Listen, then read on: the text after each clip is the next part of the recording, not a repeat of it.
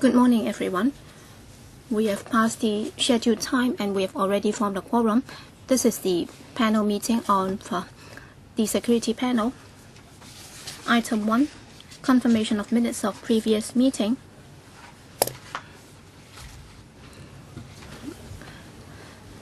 That's the meeting held on the 3rd of February. And it's been issued on the 18th of March. And as of now, the Secretariat has not received any proposals for amendments. Would members like to move amendments here and now? If not, then may I suggest that we confirm the minutes. Item 2, information papers issued since the last meeting. We have got 6 papers, and I'm sure you've already received them, and 2 have been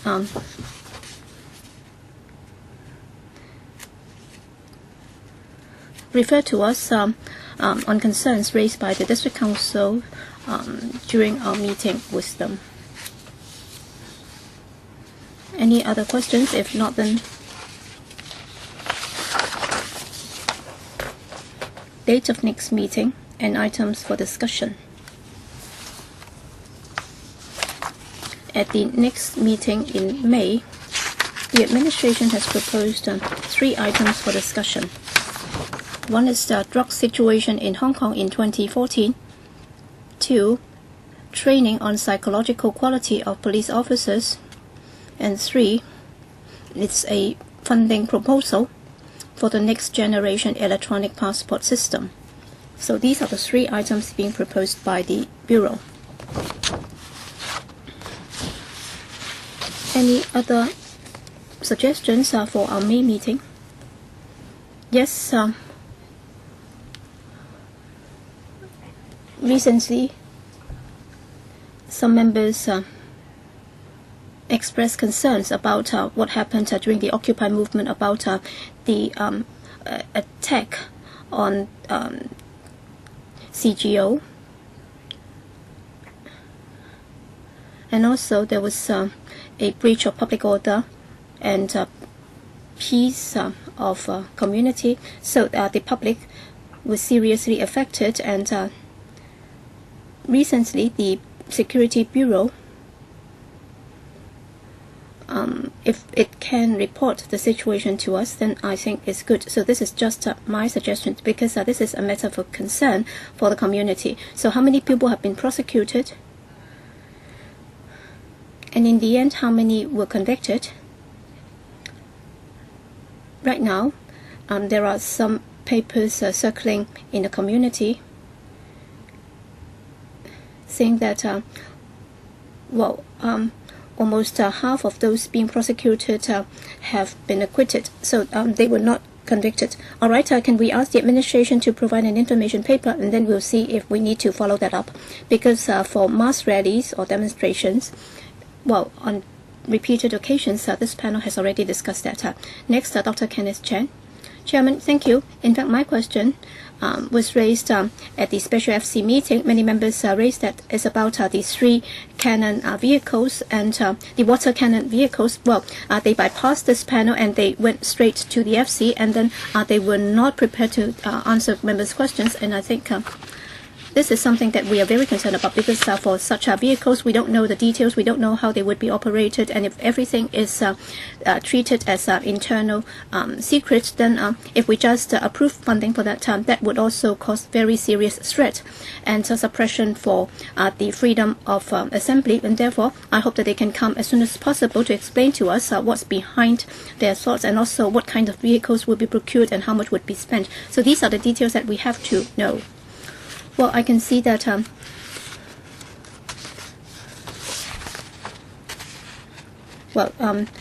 the information has been provided in an information paper, and according to my understanding, before the administration procures anything, if that exceeds $10 million or a certain amount, then they will be duty bound to come to this council to consult the panel. But then if that does not exceed the specified amount, then they will not be required to do so. So at present, they've already gone to the FC, and that's part of the estimates, and we will have a chance to discuss that. So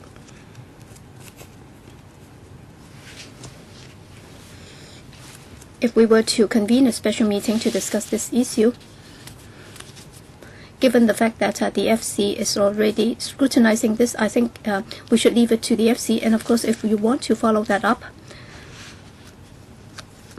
on mass control or crowd control, we can discuss that as a general subject. That's okay. I'm not really concerned about the Secretary for Security buying a pen or whatever. So he's trying to use this weapon against public demonstrations. This is the water cannon vehicle, and they have circumvented us. So I've actually moved a motion to cut the budget by some $27 million. Unless they are prepared to come and explain things to us, we should not be approving that funding proposal.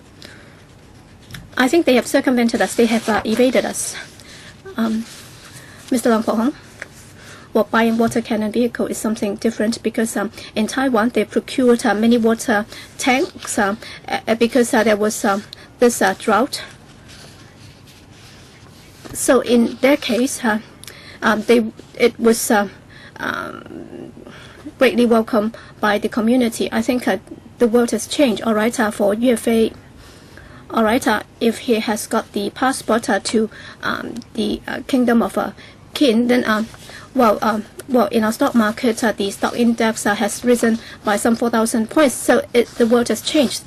So what kind of world? What kind of world is that? Well, with regard to what Anne Chiang just said, I think she has a case because she was wondering how come the police have arrested so many people and yet they were not convicted. So we should be going after the police why they have abused their power by arresting so many people. So it's not just about giving a report. So number one, I think the idea of Anne Chiang was very strange. So do you think that the judges would be releasing people for no reason? So it's not for you to have that exchange between you. So can you just state your case? So what she said, you're taking up too much time. I agree with her report. So Ms. Anne Chiang was asking for the report, and it's meaningful because she was asking how come with this discipline service, which claim to be the best force in cracking down on violence, and how come they are arresting so many people and yet the judges are saying that there was not sufficient evidence and therefore they had to be acquitted. So Ms. Anne Chiang always share my view, but then we're talking at two different levels. So I am all for her idea. So we should do it in depth, and we should ask the superintendent why he had been holding that baton and beating up people. So I was asking that the police. So why are these 7 policemen doing that? I think the world has changed. Yes, Yu Xiwing. I think what I'm saying is the same as Ms. Anne Chiang. I think the police or the administration will have to explain why there are people out there who are not being prosecuted, because the community will be questioning why the administration has done this. Are they adopting double standards? All right, as I said, I'll be forwarding this to the Security Bureau, asking for an information paper and see how we would take that up later. Ms. Sito, well, within the police force as to how they deal with mass rallies or demonstrations, well, during the past few months, we've been asking a lot of questions, and the police have refused to answer any of them, including the 87 cannons of tear gas. Well, they were not willing to tell us exactly when and where they were fired. So we had to piece everything together before we can see the full picture. And recently, they are saying that they would be procuring water cannon vehicles. Yes, they would be going straight to the FC, and that would be bundled together with the estimates. And of course, we have a lot of reservations about this. Well, even if the whole budget can be approved, even if they are able to procure those vehicles, we still have a lot of questions. So we have to ask, whether there would be guidelines for using this. In fact, in Singapore, they've also procured such vehicles because of public concern, and you have also taken the panel to see how the police force use the ultrasound cannon vehicles. So in dealing with public rallies and assemblies, we have to discuss it, and we have to do it as soon as possible. Yes, James Toh. Chairman, what I'm asking is that for the water cannon vehicles, because of public concern, we have to look into it. And I hope that, well, they put it as part of the estimates. But then when we ask questions at the special FC meetings, we were only given an hour's time, and there were thousands of things that we would like to follow up on. And even within the Security Bureau, there are many things that we are concerned about, and this is a matter of public concern. I think the panel should call a special meeting so that at least we can have 2 hours to ask the detailed questions. And the administration will also have a chance to explain to us in detail as to the reasoning behind this, and if they have good justifications for the procurement and use of the vehicles, whether they have guidelines, and under what circumstances will that be used. I think we should give them the time to explain it, or else it would be like a conundrum, and then everybody can have his or her own interpretation. I think we can't just say that so long as it's endorsed by the FC, it's okay. No, that's not the way the community works. So it's no longer a community where everything is passed, it's okay. So the administration should have taken the initiative to remind us of that in the light of public concern. So, Chairman, can you take it up with the Bureau before we vote on the budget? Can we have a discussion? Dr. Kenneth Lau. Thank you, Chairman. The 3 water cannon vehicles, $9.5 million each. Well, if it's not endorsed, then it will be increased to 10 million plus for one, and we're talking about estimates for capital items above or investment above $10 million. The proposal should be discussed at the panel first. But apart from fiscal discipline, what's more important is that for the water cannon vehicle, according to them, some jurisdictions have also procured the same. And in the UK, the water cannon vehicle was also procured, but now is not put to use because, allegedly, the harm to humans cannot be assessed. And Theresa May, the Chancellor of UK, already stressed that the water cannon vehicle would not be put to use for the time being. It would be used only after the general election. And the only place using water cannon vehicle is Northern Ireland now. And we're talking about the use of tear gas, etc., to control the crowd in Northern Ireland for decades. But we don't have this situation in Hong Kong, so they should come and explain to us. For example, the specifications of water cannons, the quality of water. And Chairman, you may not know this, but we now have the technology of using water cannons to in the mining business, and it may also contain metal. And we have never discussed these issues. And in fact, the Finance Committee, many members already asked a lot of questions on this. Mr. Dennis Kwok. Oh, Ms. Claudia MO. Thank you, Chairman. Chairman, I understand that you'd like to follow strictly the order, but the point is it's $9.5 million, is below 10 million. So what's the point of discussing here? It's not in order. But if we don't discuss that, we're falling into the government's trap. They are making use of the legal loopholes, and we should not just focus on money. And there are concerns in the community, and there are community organizations staging, signing campaigns against the procurement of the 3 water cannon vehicles with the use of dye. And there is also this saying in the community that by some, I mean, that after being arrested by the police, the culprits are let go by the court. And although public money is used in arresting people, we don't need an explanation. When there's insufficient evidence, the defendant should be acquitted. Recently in Mongkok, there were people arrested for contempt of court. Well, let's be brief. So does it mean that with the use of water cannon vehicles, they could just disperse the crowd without arresting them, and that the cost can be saved? Mr. Wong Kwok Kin. Well, the more we talk about it, I have this feeling that you're scaremongering as if this is a corrosive liquid cannon vehicle. And in fact, this is widely used in the world, even in Canada. In a movement, the water cannon vehicle was used. I don't think this is anything special. I don't oppose to discussing this item, but I don't see the urgency. So, Chairman, perhaps you could put it on the agenda and then follow the normal order of things. And if you're talking about calling for a special meeting for this item only, I don't think this is necessary. Because this is just popular. Some may be concerned whether they might be the target of water cannon vehicles. Well, this is not corrosive liquid after all, so it's better talk about using it in mining or using it on the moon. I think it's pointless to exaggerate things. So I don't oppose putting this on the agenda.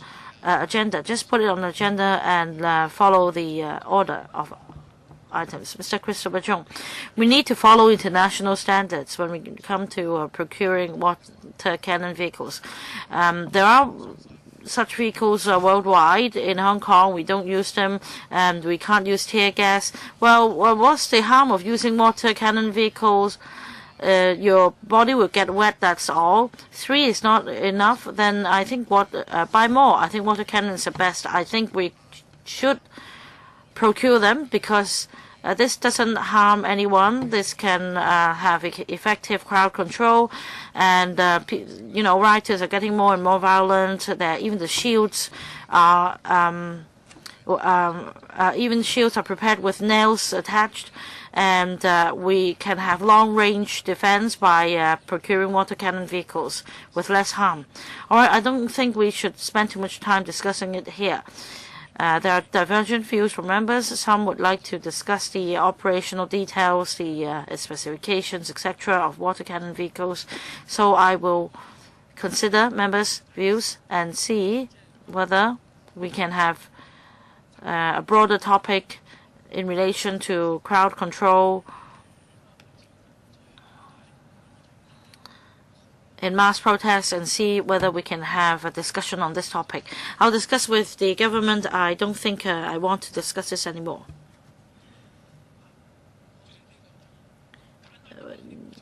Please be brief.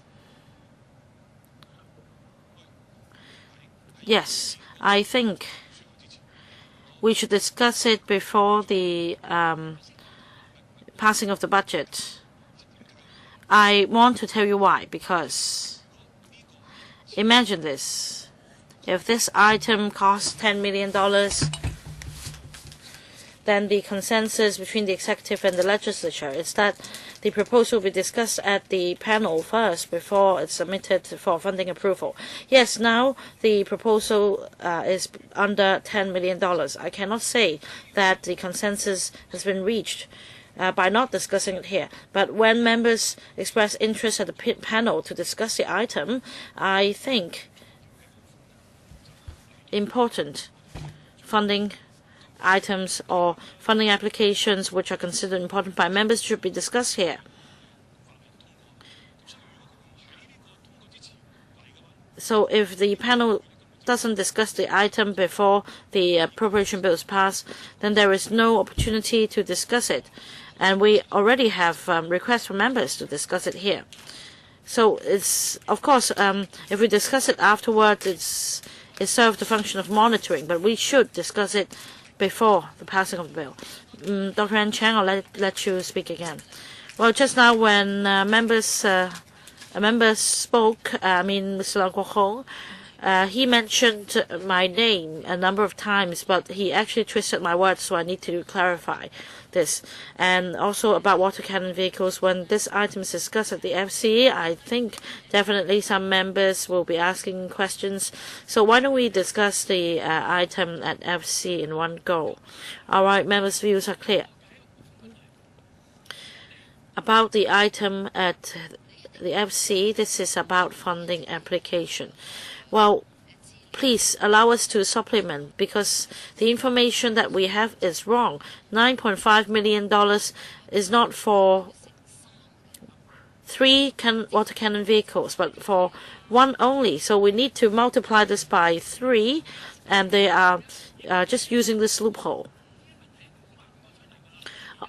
All right, I think these questions have been asked and we have had a discussion. Now, yes, questions can be asked at the FC. As for the members' concerns over the specifications of the water cannon vehicle, that's another issue. Some members ask whether we can get an understanding of the issue as soon as possible and to make comments on it. And I've heard these views, and I will discuss with the government and see if we have this opportunity to discuss that. Well, I don't think we need a special meeting, but before voting on the item at the FC, I'll see if there is an opportunity for us to learn more about it, because we're concerned about the water cannon vehicles, but it's not a matter of whether it's very urgent or whether we don't want to discuss it at all. So next item on the agenda. Item 4. Latest situation of the operation of control points. Let's invite the administration in.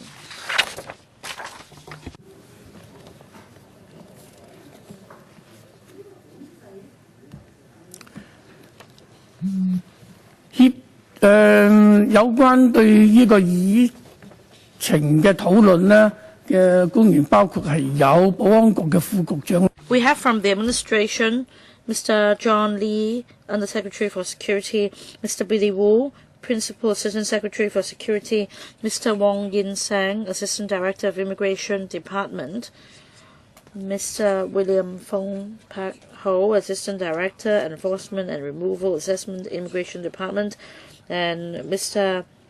Hermes Tang Yi Hoi, Assistant Commissioner, C&E Department, for item 4. So, Under Secretary, over to you. Please walk us through the paper. Chairman, last year, in 2014, the total number of trips by passengers entering Hong Kong increased compared to 2013, and the inbound visitors reached $60.8 million, representing an increase of 12% over 2013. For the first 2 months of this year, the upward trend continued. However, in March, the situation reversed.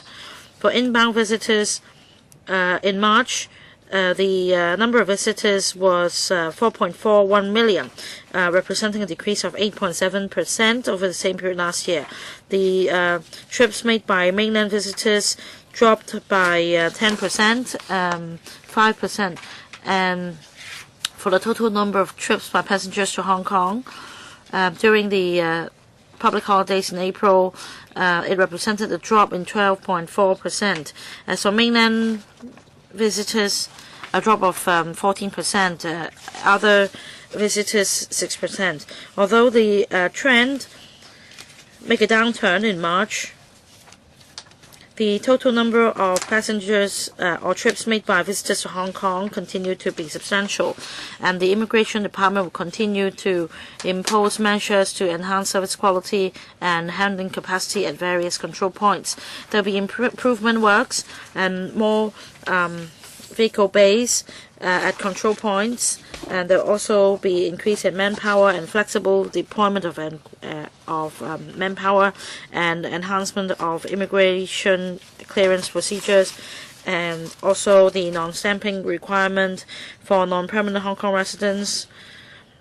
And apart from these, in 2016, there will be a new control or immigration clearance system to enhance the existing e-channels into multi-purpose e-channels, and there will also be more than 150 new multi-purpose e-channels, so that overall speaking there will be 600 e-channels to enhance the efficiency. And the Immigration Department will also enhance the scope of e-channels so that more visitors from more countries can use the service of e-channels. And overall speaking, although every day we have to deal with a large number of visitors in Hong Kong, and with flexible use of resources and with promotional efforts through various channels, including TV, radio, Immigration Department's website, and the mobile application developed by the Immigration Department, we disseminate information so that visitors could choose the most convenient control points in crossing the border. And all in all, the situation is smooth. And Chairman, I'm happy to take questions from members. Thank you. All right, Mr. Chan Kam Lam, Felix Chung, Ms. Claudia MO, Dr. Kenneth Leung, Mr. Ray Chan, Mr. Yu Si Wing, Dr. Ann Chang would like to ask questions. Who else? Dr. Kenneth Chan as well. 5 minutes, okay? Mr. Chan Kam Lam. Thank you, Chairman. Well, as far as the number of trips made by visitors are concerned, more than half of these passengers are Hong Kong residents. However, in the government's paper,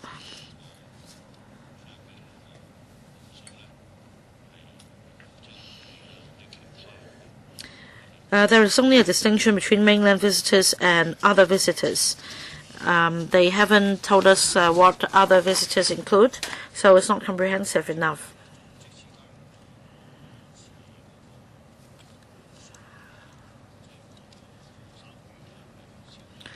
Now, over the past 3 months, the number of visitors have dropped. However, congestion at the control points are still severe. Last time at the Special FC, I was told that an additional 150 e-channels will be installed, and I'd like to know when they will be installed at the major control points.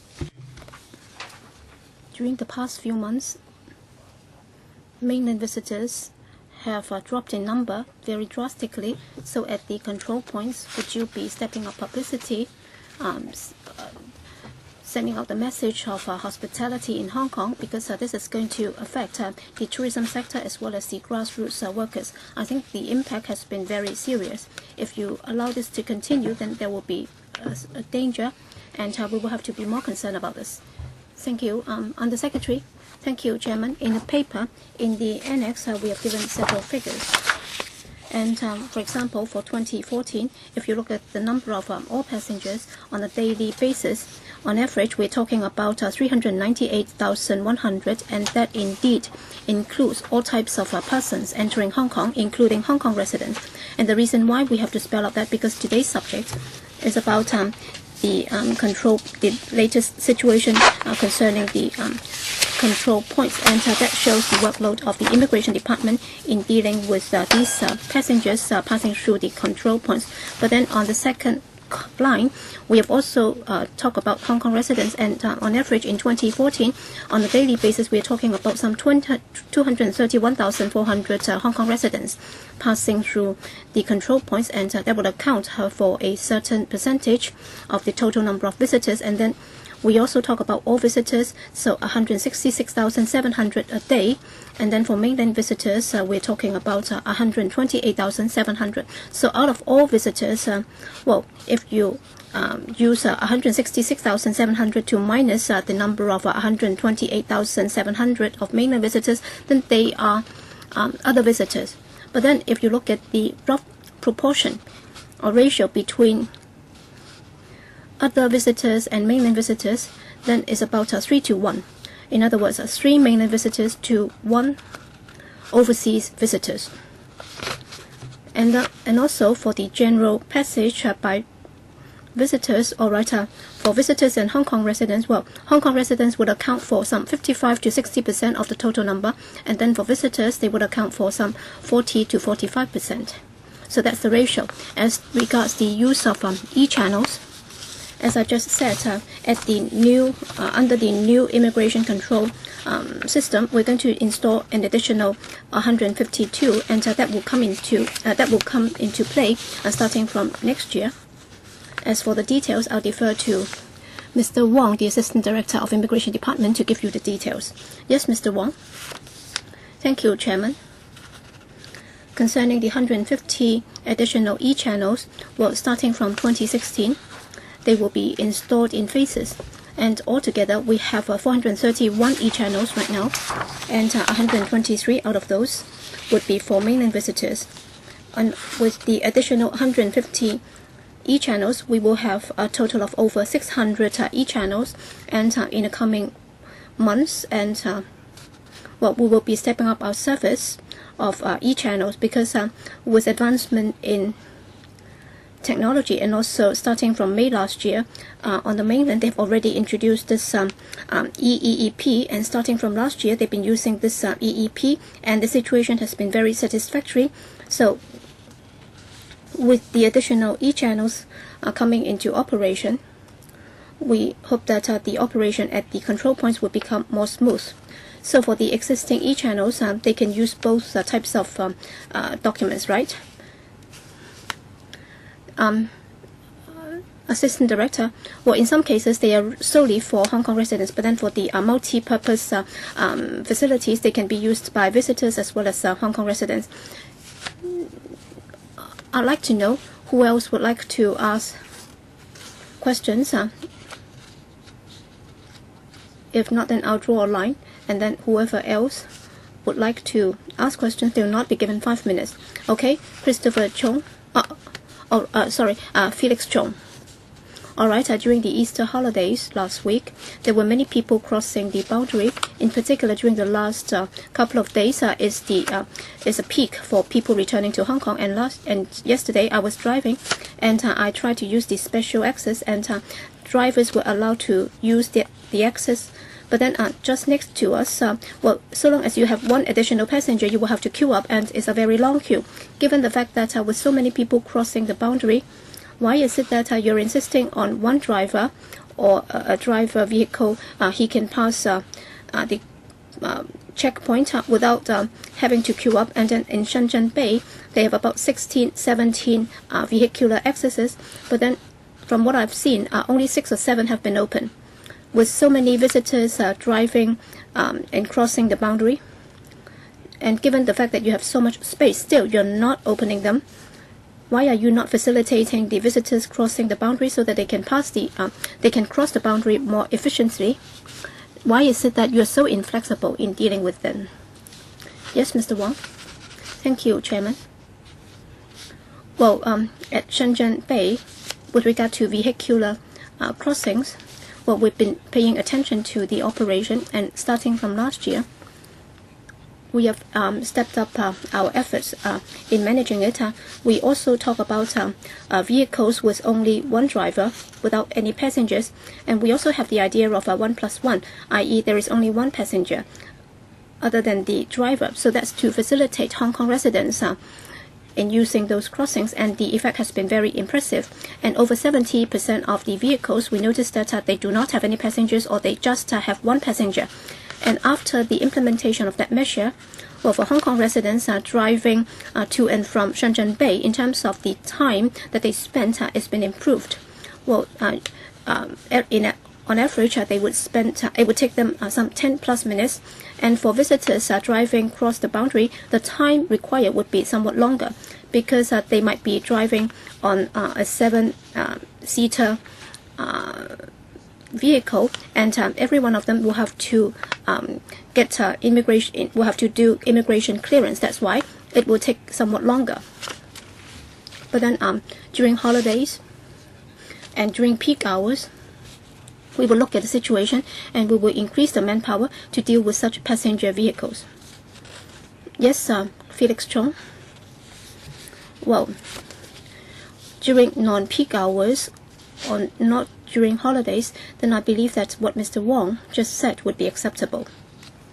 But then, as I said, during the past couple of days, from what I've seen, for example, yesterday, if you look at the vehicle queue, it was very long. And there were counters where people had no work to do. So there was just a driver or was just one passenger, so there was no work to do. And then there were 17 crossings, and yet yesterday, from what I saw, there were only 6 or 7 in operation. So how come during such a busy time, why are you not opening or commissioning all the crossings so as to facilitate the crossing by Hong Kong residents as well as visitors? So Immigration Department, do you have contingency measures? Yes, we do. So we will look at the situation and we will deploy our manpower accordingly. So we will look at the situation. In fact, at other crossings, we might even redeploy staff from other crossings to busy control points. So we will look at the situation closely. Claudia MO, and then Raymond Chan. Thank you, Chairman. First of all, I'd like to thank the Security Bureau for your figures and the paper, because the figures are very clear. In particular, when it comes to mainland visitors in 2012, we only had there was an increase by 24%, and then 2013 increased by some 17.1%, and year on year there was another increase by 16.1% in 2014. And just yesterday, I saw that during the first 2 months, for mainland visitors coming to Hong Kong, there was an increase by 16%. So only in March did it drop by 10%.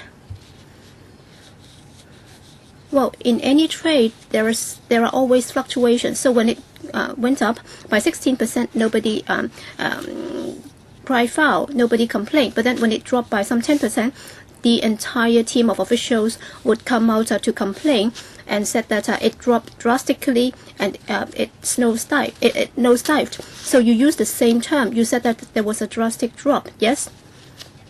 All right. All along it's been rising, but then all of a sudden it came down in a month. So we are talking about year-on-year increase, and then in a month it came down, and then you try to smear everybody. You said that it was the effect of the anti-parallel traders campaign. All right, for e-channels, despite the fact that you had about 16, you had more than a dozen, you were only opening some 6 to 7, and you said that you would also consider redeploying manpower from other crossings to the busy crossing points. So you will have to increase police manpower as well. So why don't the Immigration Department hire more people? You should have recruited more people in order to ease the congestion. And my second question is, just now you also mentioned that for overseas visitors, relatively speaking, when compared to mainland visitors, the ratio is 1 to 3. So I'd like to know, for overseas visitors, how do you calculate the statistics? Do you look at the place of origin, or would you look at the passports or so on and check their nationalities? Under Secretary, first on the trend of visitors, and then I'll defer to Mr. Wong from the Immigration Department to answer the rest of the questions. What we have to emphasize that this reversing trend, if you look at the trend in the past few years, that's the first time when it reverted. And the tourism sector is a very important industry in Hong Kong. It's one of the pillar industries. Chairman, I don't think he needs to say this because I didn't ask those. So he's supposed to be, he's from the Security Bureau. So why is he playing the role of Greg So? Why is he talking about the tourism industry? So you can ask the question, and that is for him to answer the question. And if you are not happy, you can always follow up. Yes, Under Secretary, the reason why I have to emphasize the figures and that it has reverted the trend, that's because if you look at, in terms of people control, we have to pay attention to that because it's about our use of resources. And at the checkpoint, our colleagues will also have to deal with such a large number of passengers, and we have to know this, and we would also like the public to note it. And the reason why we've been emphasizing that, if there is a reverse in the trend in a particular month, we have to highlight this because the public have the right to know. And also for all members of the community, whether they are from the government or different sectors. With regard to their infrastructure, I only have 5 minutes, Chairman. What has that got to do with the public's right to know? Did I say no to that? In fact, I appreciated that. I said at the beginning that I appreciated the paper because you have already spent 3 minutes 56 seconds. So would you be increasing the manpower? And also, what about the 1-to-3 ratio? How did you come up with those figures? I'll defer to the Assistant Director, Mr. Wong. Well, in terms of manpower, our department has been reflecting the needs through the central mechanism, and over the years, the administration has been increasing manpower for us. So we have been given more manpower, and we have also introduced facilitation measures, for example, e-channels and the non-stamping arrangement. And then for nationalities, we look at the nationalities of the visitors. We check the passports, and therefore we know.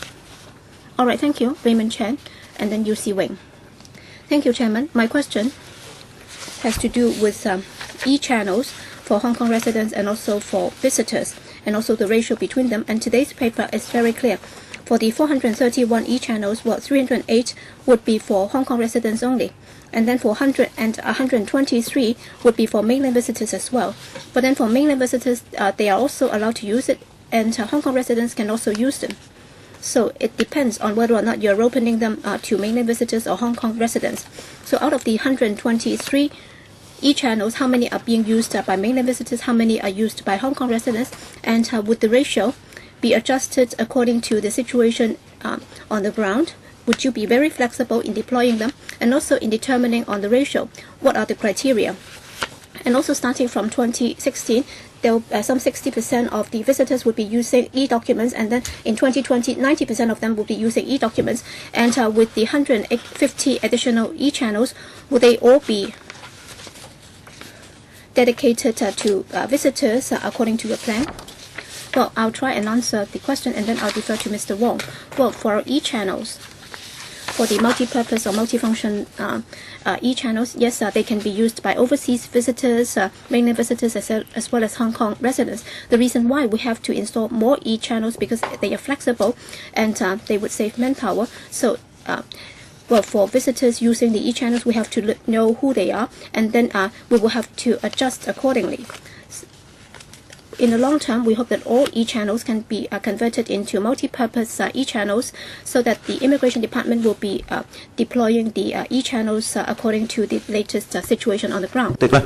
I must emphasize that our consideration is for the smooth handling of passengers, and the Immigration Department has performance pledge for dealing with a large number of visitors within a short period of time. So we must flexibly deploy our resources to handle incoming visitors. And I'll defer to Mr. Wong. At the control point, we have a certain number of e-channels, and the arrangement now is that for some e-channels, they will be open only for Hong Kong residents' use. For other e-channels, these will be multi-purpose e-channels for use by visitors. When we have 150 more in the future, the handling capacity will be increased. My question is, you have 123 multi-purpose e-channels at the moment. Do you have any record as to their utilization? How many e-channels are used by Hong Kong residents? How many by mainland visitors? What about the 150 new e-channels? What is your plan? Because there is some misunderstanding among Hong Kong residents that with more mainlanders coming, they will need to wait longer at e-channels for use by Hong Kong residents. So, for the 123 multi-purpose e-channels for use by Hong Kong residents, that means even with you can't let mainlanders use the e-channels, even if you don't have Hong Kong residents queuing up. So I'd like to know the usage of the 122 multi-purpose e-channels. What is the ratio, and how are these e-channels deployed? Is it up to the officer on duty who is in command? And the secretary. Now let me talk about mainland visitors using e-channels at the moment. Mainland visitors account for 70 or 80% of inbound visitors, and they some of them have hard copy permits, some of them have permits, and there are some 3 million of them. And for those with paper permits, they need to register themselves first for using e-channels, and there are some 940,000 of them. And some 30% of these permit holders use e-channels for immigration clearance, and that's roughly the picture. As for multi-purpose e-channels, it can be used by mainland visitors or other enrolled visitors. For example, if the person is a business card holder of the APAC, then the visitor can use the e-channel.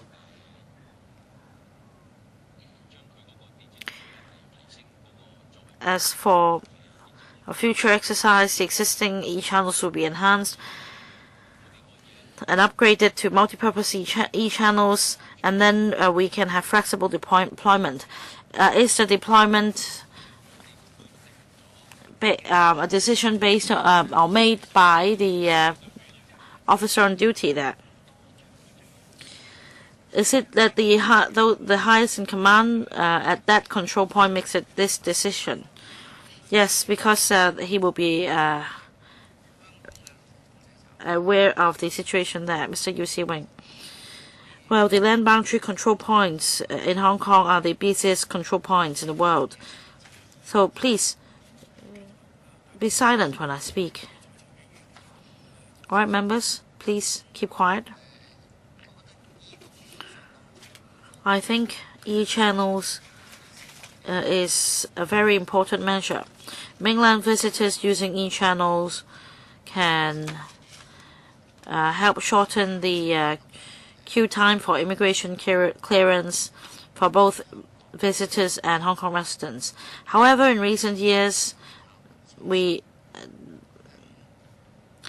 hasn't been any increase in the number of inbound visitors, and this year we have even seen a downward trend, and the tourism board has implemented measures to attract more mainland visitors to Hong Kong and to Macau, and there was also a visa-free arrangement, but still we haven't seen a significant increase because the waiting time is very long. Some may take 2 or 3 hours.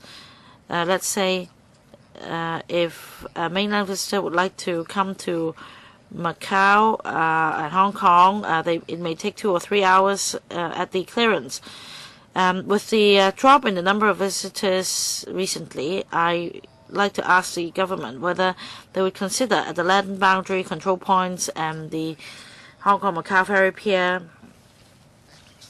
arrangements could be made for these multi-destination tours, so that an express clearance channel can be provided to these tour groups.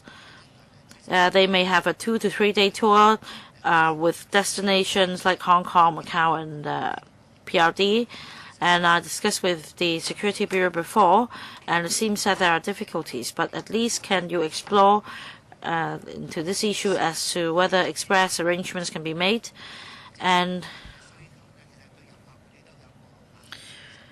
Macau is facing a similar problem, that is a drop in the number of visitors.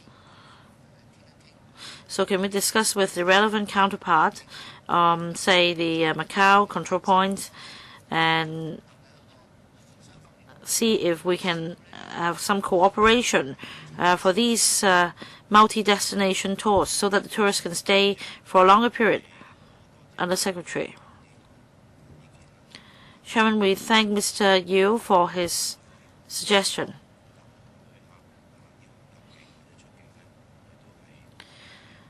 Our objective is to handle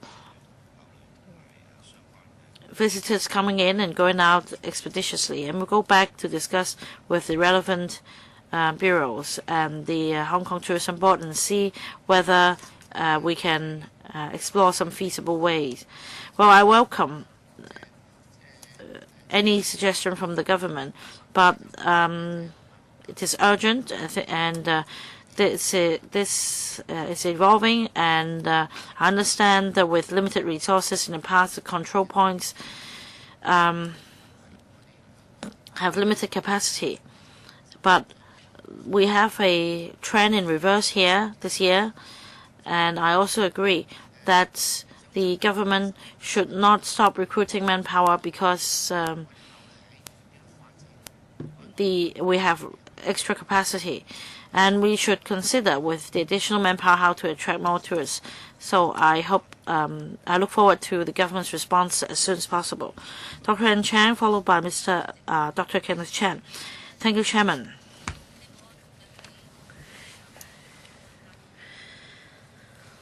Well, it is good for the Immigration Department to install more e-channels at control points.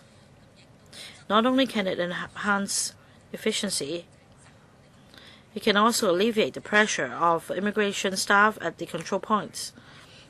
I can see that they have great pressure with such a large crowd crossing the border every day. Now, on new multipurpose e-channels installed for visitors, I have some concerns. Recently, torture claimants rely on the refugee protection mechanism to remain in Hong Kong, and the trend is rising. At the immigration clearance counter, the staff may query the purpose of the visitor entering Hong Kong, and the staff may ask more questions. They may even refuse entry. But with the use of e-channels, will it in turn facilitate these torture claimants who want to stay in Hong Kong? Well, this may not be relevant, but anyway, Under Secretary, any visitor enrolled to use e-channels will be subject to stringent vetting. Say, for visitors coming to Hong Kong more than 3 times a year, they may become eligible for enrollment. And yet, at that stage, we'll also check our immigration record and see whether we need to ask questions at the clearance counter instead of allowing free passage. And there are visitors that we need to make inquiries. For example, well, let's not talk about the torture claimants. Let's talk about parallel traders. Well, there is a record in our system showing that we need to make inquiries of these parallel traders at the counter. So it's not a matter of it's not a question of abusing e-channel for making torture claims. Now, there are two different categories of torture claimants. The first category is illegal immigrants, so there is no question of border control. Now, they may have used other passports to gain entry into the mainland and then come to Hong Kong illegally.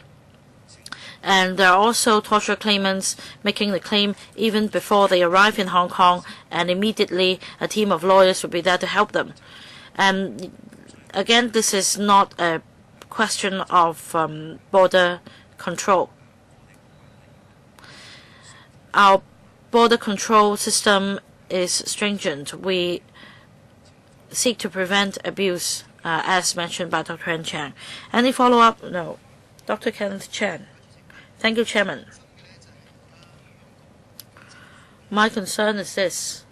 The Hong Kong SAR government is now encouraging jurisdictions and regions with more frequent cultural, economic exchange to have an automatic clearance system. And so far, only 3 jurisdictions are involved: Singapore, Korea, and Germany. And I'd like to follow up on this. Is the government going to review the use of automated immigration clearance by these 3 jurisdictions? Can the objective be met, that is to facilitate exchange culturally, economically, etc., between Hong Kong and these 3 countries? I'd like to know whether the government has any plan to further promote the automated immigration clearance system with other jurisdictions. The other question is this. In fact, these agreements are very complex. Some personal information may have to be exchanged with another jurisdiction in such programs. Now, I'd like to know, for the exchange of personal data or the exchange of information, through what channel will this be done? We have to reassure incoming visitors that personal data or privacy matters would not be passed on to the other or to the authority in Hong Kong. Well, I'll take the second question. For the first question, I'll defer to Mr. Wong. As for the 3 countries mentioned on the use of e-channels, there is no exchange of information. That means, say, for any Hong Kong residents interested, or say for any resident in Singapore, should they wish to use the e-channel, they use it on a voluntary basis, and the Singaporean authority would pass the information to us for enrollment. So this is according to the person's wish. If the person doesn't wish to be enrolled, then he doesn't need to submit any information. There is no exchange of information involved. For the first question, I'll defer to Mr. Wong. First question on utilization rate. We do not keep statistics because we do not track the number of trips made by each applicant. And after using e-channels, we do not distinguish the use of these visitors under the program. And now for the 3 jurisdictions, as of February 2015, some 4,700 eligible visitors have enrolled. And as for Hong Kong residents, some 503,000 have registered. And this trend is on the rise. We will also be actively striving to reach agreement to ensure that residents from both jurisdictions will be able to use such e-channels. So that would also facilitate overseas visitors coming to Hong Kong and facilitate their immigration clearance. But then it depends on the overseas jurisdiction whether or not to see if they are willing to discuss with us and the number of e-channels that they have on their side. So in fact, in our mind, we do have a list of countries that we would be approaching. So we'll be discussing with them. So can you give us some examples? For example, in the EU, they have got some 18 member states, and only Germany is now doing this. So you said that you're concerned about the drop in visitors. So in fact, we also have to look at alternative measures instead of just relying on one source of one place for visitors. Yes, as I said, there are other factors coming into play. For example, the number of e-channels on their side and whether or not there is a need for this arrangement to be put in place. So we have to look at the demand by visitors. But then you're not supposed to disclose the names of those countries. Well, for the time being, as negotiation is underway, it's not appropriate for us to disclose the details now. So it's not about exchange of information. So what is the secrecy about this? Well, for local residents in that country, they might urge their government to reach an agreement with Hong Kong in order to facilitate their visit to Hong Kong. So why can't you disclose that? All right, Leung Chi-Chang and Leung Kwok-Hong asked to speak before the line is drawn. Anyone else? Mr. Ma Fong Kwok. So after the three, we will complete our discussion on this item. But then 3 members, you only have 3 minutes each. Leung Chi-Chang. Thank you, Chairman.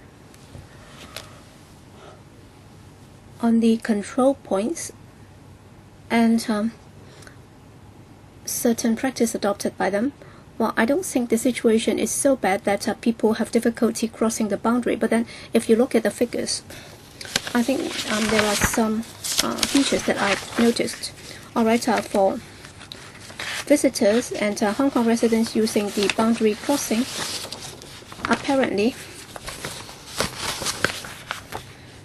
there are many Hong Kong residents using the different checkpoints. In fact, there are 40% more Hong Kong residents using the checkpoints than the visitors. In fact, I've also tried to cross the boundary, and I know that using the e-channels is one of the ways to ease the congestion. That's an important way to resolve the problem. But then very often, at some border checkpoints during peak hours, even e-channels are not really fully put to use, as the official just said. And that's why some Hong Kong residents might think that when they cross the boundary, they also experience difficulties. So for the checkpoints, will the commander on the ground be more flexible in redeploying these e-channels in order to ease the traffic? Also, for the Lok Ma Chau spur line control point, well, during the peak days, in fact, it's already overloaded. And according to what I heard, in fact, I've been to the checkpoint and listened to the presentation or briefing. In fact, if you look at the peak flow, it exceeded 260,000. But then the design capacity is just for 200,000. In other words, during certain days or during the festive season, the control point is actually overloaded. So, have you considered increasing the capacity of the control point in order to meet the demand? Under Secretary, I'll first answer Mr. Leung's question on the Lok Ma Chau control point. Well, when the at the peak of the people flow, in fact, the Immigration Department would be very flexible. Other than increasing the manpower and redeploying the resources, they've also put in place a measure in order so that there would be better crowd control, so that when there are more people crossing the boundary to come into Hong Kong, then for the number of outward bound counters, they would also be turned into inbound counters. So instead of having just 30 plus counters, they would have 49. So that would be increased by some 44%. And if they have to deal with the outbound visitors, then the number of outbound counters would also be changed from 28 to 44. So that would also increase the capacity by some 57%. Leung Kwok-Hong. All right, in Singapore, South Korea, and Taiwan. Well, Taiwan is part of China, is part of Greater China, so I find it strange. How come? So is it that Taiwan does not have e-channels? In fact, they are from the same country, so they are from the same race. So why is it that you haven't got this in place with Taiwan? In fact, a number of factors have to be considered. We also have to see if the other party is interested. So it's not just for us to say that we'd like to do that. We also have to bear in mind their facilities and how that compare with our facilities. I agree that we are interested in working out such e-channel, this e-channel arrangement with as many countries and jurisdictions as possible. We would not rule out any country or jurisdiction, but then, as I said, we will have to look at the link we have with them, and also the demand, and whether there is a wish on both sides to do this. So are you telling us that Germany is willing to do it? and then the number of visitors from Germany would be about the same as those from Taiwan. So that's point number one. And number two, if you tell us that, well, Taiwan is not willing to do it, then of course nothing can be done about it. But then is that the case? Because apparently they are also introducing e-channels on their side too. So this is the problem. I do not see why, out of the three countries, which of them would have more visitors visiting Hong Kong than those from Taiwan. Recently, I went to Taiwan, and if we do not reach an agreement with them, then when we go to Taiwan, we won't be able to be fingerprinted. So if you say that technology-wise they are not able to do it, then I think it's unthinkable. It's really incredible. Undersecretary, well, just now I've already answered the question by Mr. Leung Kwok Hong. Well, we do not just consider one single factor. We do not just look at the visitor figures. We also have to look at the actual operation, the desire on both sides, and we would not be discussing whether we are now negotiating with a particular jurisdiction and what the considerations are, because it's about the confidentiality arrangement with the other jurisdictions. But then, as I said, number one, we have to consider whether or not there are many visitors to and from both places, and what is their situation, and do they have e-channels, and do we have any commonalities, and are there any problems that have to be sorted out, and what's the desire on the government of that side. And we also have to bear in mind the travel documents, how that will be processed. So there are many factors that have to be considered, so not just one single factor will be considered. I have a very simple request. It has to do with the public. So can you have eraser at the e-channels, because on many occasions, well, when I can rub it with an eraser, then I'll be able to cross the channel. So each channels cost a lot, so you will have to do something about it. All right, we have spent a lot of time on this one already. Please be silent. We'll move on to item 5. Replacement of the infrastructure platform for the police operational nominal index computer system and the criminal intelligence computer system, the PONIX and CICS. We have Mr. John Lee, Undersecretary, and Mrs. Millie Ng, Principal Assistant Secretary for Security, Mr. Peter David Conswaite, Assistant Commissioner of Police, and Ms. Irene Ho, Chief Superintendent from the Police, and Mr. Matthew Philip James Hemmings, Chief Superintendent from the Police. All right, 5 officials are here to discuss the item with us. As this has to do with funding arrangements, I'd like to remind members that in accordance with Rule 83A of the Rules of Procedure, if members have any direct or indirect pecuniary interest to do with the item under discussion, you are required to make a declaration. So this is just a reminder. So I'll defer to the Undersecretary. Chairman, we are here to consult members on the replacement of the 2 infrastructure platform for the police, and the facility is supported by 2 systems, so i.e. the PONIX and also the criminal intelligence computer system, the CICS, as the 2 facilities have already will be reaching their serviceable life very shortly, and therefore in order to ensure the efficient operation of the police and also to analyze crime statistics effectively, we propose to replace and upgrade the 2 systems. First, on the PONIX, the Police Operational Nominal Index computer system, let me briefly introduce the system. It maintains a central repository of criminal records and also all persons who are signified by the HKP as missing persons or wanted persons. The system is the only system which is authoritative in the Hong Kong SAR, so this is an electronic record, and that would also play a critical role for the operation of the police force in Hong Kong. In fact, different users can make use of the system to check the records and also update the records, and departments using the system include the CNE department, the HKP Immigration Department, and ICAC, which would assist them in arresting the missing and in arresting the criminals and so on. And the system would also help the judiciary in passing sentence. So before passing a sentence, the court would also make reference to the PONIX for previous records. And the law enforcement agencies' records can also be automated. There is no need for them to fill out forms, and that meant there is no need for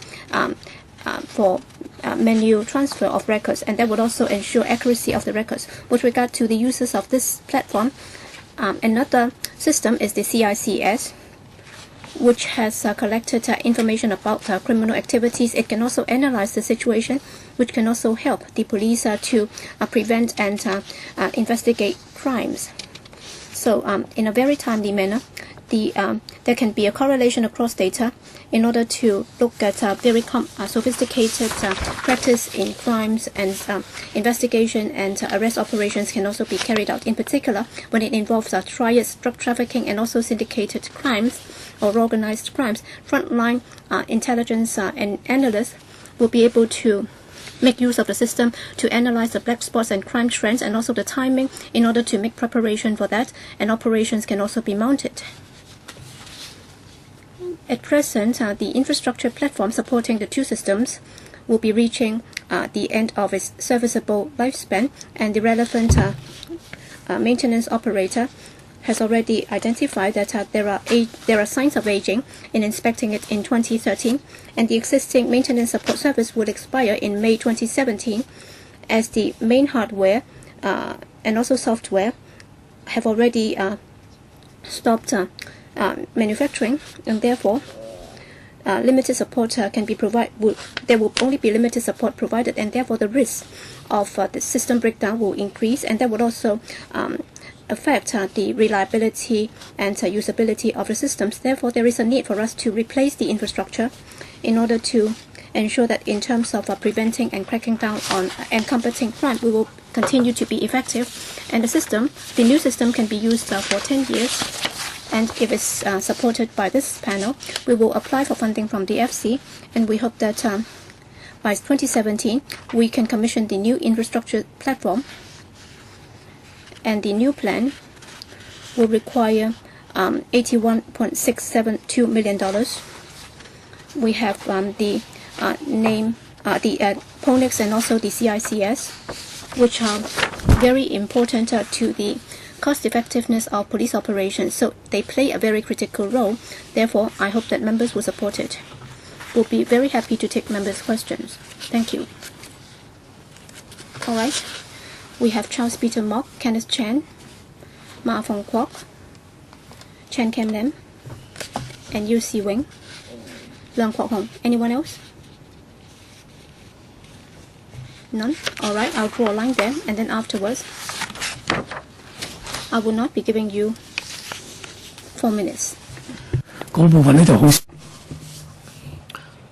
4 minutes each, Mr. Charles Mock. Thank you, Chairman. I'd like the government to explain to me in greater detail about these systems.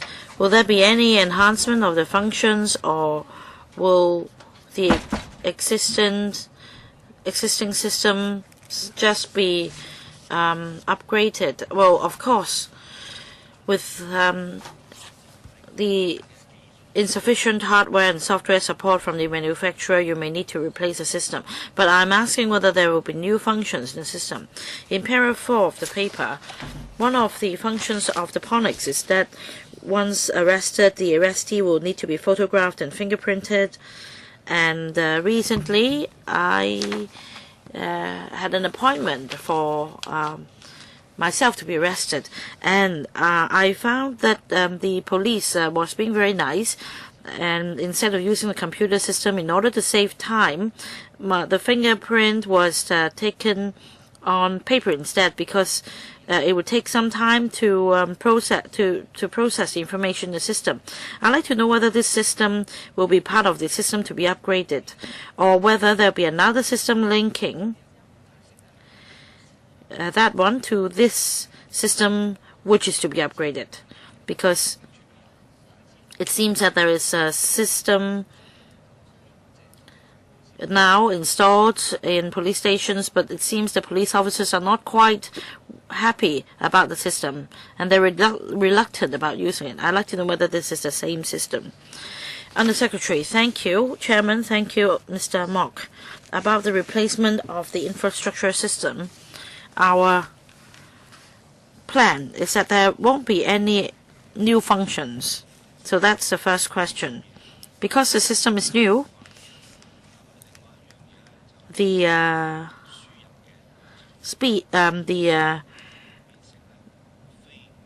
it will run more quickly, and some procedures will be automated through electronic input, for example, instead of manual input of information. This will expedite the procedure and also to avoid human errors. And Mr. Mock, you said when you were arrested, a police officer suggested an alternative way of handling. I don't know whether, I mean, I'm not 100% sure whether it's the same system. But I want to explain that after a person is arrested, fingerprint will have to be taken from this arrested person, and the arrested person will be photographed by the police. And before the new system, we used a form for photographing and fingerprinting, and with the system, there'll be a scanner which does the fingerprinting, and there'll also be electronic forms. But we're talking about daily operations. In the event of a major arrest operation with a large number of arrestees, a double-track approach may have to be taken because we have a limited number of computer terminals.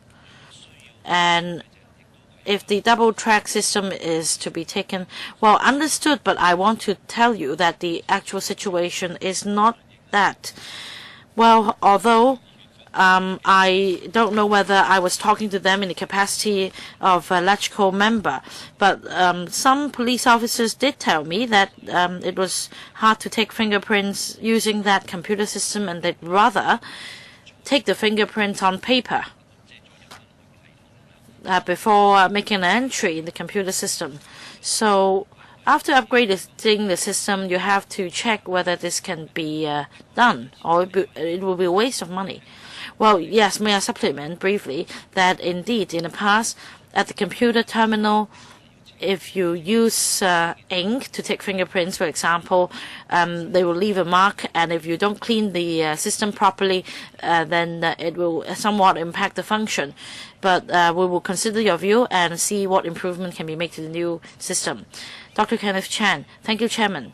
A quick question, Under Secretary. This system is developed by Hong Kong, and then now you want to upgrade the system, or is it a system introduced from somewhere overseas? Where have you imported this system? Under Secretary. Thank you, Chairman. Now the procedure is this. After funding approval from the FC, we need to kickstart a tendering process. Then any interested party can submit their bids, and if they meet our tender requirements, based on our selection criteria. So what about this system? Is it developed in Hong Kong or elsewhere? I'd like to invite the Assistant Commissioner to answer this question. Mr. Conway.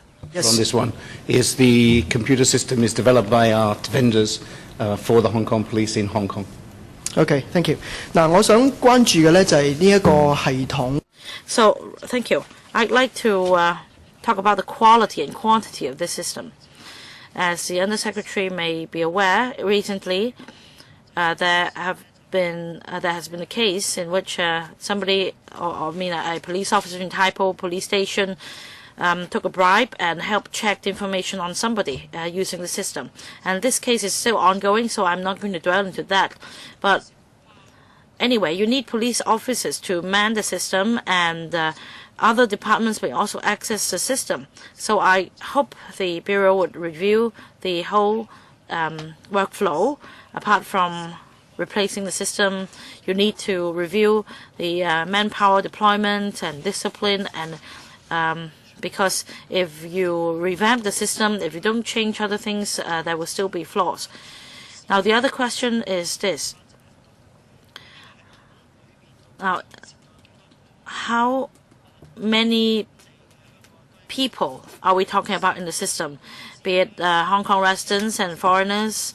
How many people's DNAs and other personal data are we talking about? I'm sure the Bureau has this information. So do submit this information when you submit the funding application, because in 2008, the European Court of Human Rights ruled that the UK Police Authority stored information relating to personal data that were excessively collected for an excessive period of time. And the UK Records Office of the UK Records Bureau was also found to have made errors in the storage of information, say wrong criminal conviction record on somebody, and on checking by employers, well, that employee may be regarded as having committed a serious crime, and vice versa. I'd like to know, when you introduce this system, would you draw reference from this experience in the UK so that in terms of quality it will be 100% or very reliable? And the Secretary. The points raised by Dr. Kenneth Chan is also the request of the police. We regard very highly the security of the system. Of course, we need to prevent any attempt to abuse the system, and also we need to have a system to check any possible abuse of the system. On system security, apart from physical security, that i.e. proper management of the premises, restricting entry into the premises, we have strict requirements, say on entry requirements and the use of information, and that they should be compliant with the existing laws. Then do you have this information? How many records there are in the system? We will provide this information in the FC paper in due course. Thank you for your suggestion. Next, Mr. Ma from Kwok. The first question is very simple. Now you have two systems relying on the same infrastructure platform.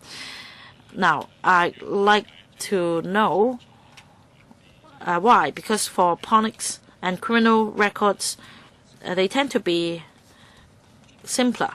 As for the CICS, because of the analytical function, the data to be stored would be much more substantial.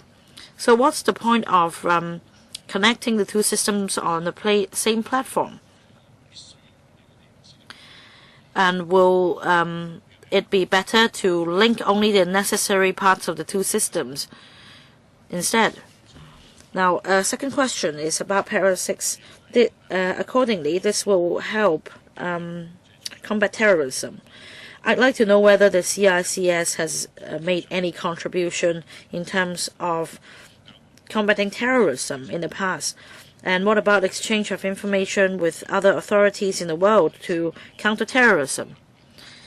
Now, and according to your answer, there aren't any new functions. Only the efficiency and reliability will be enhanced. My question is, why don't you take this opportunity to review the system and see if new functions can be added? And we have been using the same system since 2007. It's been 8 years or so. Any inadequacies of the existing systems which you find as a reason for upgrading, and why don't you add some new functions? And the Secretary. Now, as to why these two systems would share the same infrastructure platform, well, we've engaged a consultant to look into the different systems in the police force and how they should be managed in order to achieve the greatest efficiency. And according to the consultant, for different systems in the police force, they would like to adopt the concept of an enterprise structure. That is, to put different systems in different groups. Instead of having different systems in different categories, according to the consultancy report, putting some systems under the same category would help save resources. And in terms of management, we can also achieve greater effectiveness because these systems belong to the same nature. For example, for PONIX and CICS, they belong to they are confidential in nature. So they should put under the same category. And there is also another category concerning public security. And this is a quite effective way of managing the systems. And the police force has taken on this suggestion. And you will see that when we report to panel members again on other systems, you will see the idea of sharing of resources and the use of the same platform. This is for better utilization of resources and better management. The second question on counter-terrorism. Yes, this system has made some contribution. It is fortunate that so far we haven't had any terrorism incidents in Hong Kong, and yet this system is very useful in terms of, say, exchange of intelligence for some targets. For example, our overseas counterpart would like to have some information, and if necessary, we can exchange with them to counter terrorism. And on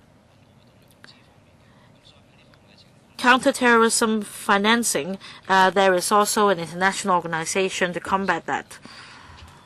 Now, third question, why don't you take the opportunity to enhance the functions? Next member, Mr. Chen Kamlan. Chairman, I'm also concerned about the procurement of the new system. The need to enhance the functions of the system. We've been using the system for quite a long time. We understand that these systems are crucial, and inadequacies might have been found, and it is therefore necessary to enhance the systems. And something about the estimates at the back. I'd like to know whether there is any backup system,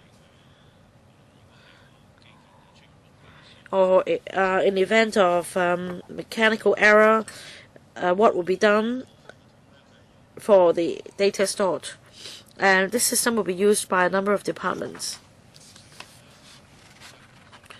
What network would be relied on?